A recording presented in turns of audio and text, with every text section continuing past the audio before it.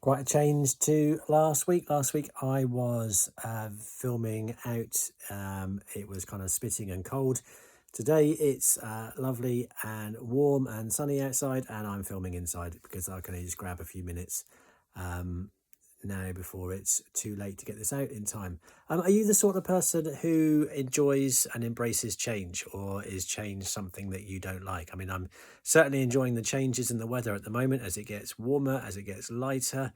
Um, Later in the year, when it starts to get darker and colder and wetter, I'm not so keen on change. But I think sometimes we can be quite concerned, quite anxious, quite fearful about change, particularly change in the church. And there we can be quite reluctant sometimes to embrace change. We want things to stay as they are. But change has been a it's been there throughout the life of God's people, even way back in Numbers chapter 27. There's a story back in with the Old Testament law. There was a law that inheritance would be passed to sons, and there's a guy who only had daughters, and his daughters go to Moses and say, "This isn't fair.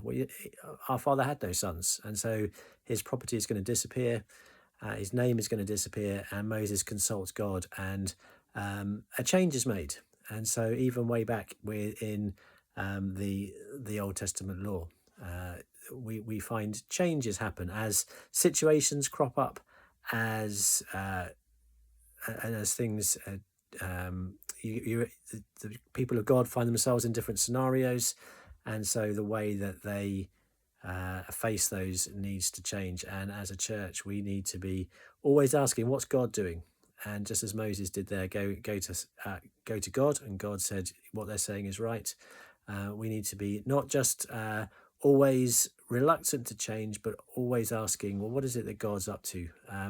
As our culture changes, as the place where we are changes, as the people change, how do we need to change in order to be effective as salt and light as we seek to bring the love of God to those around us?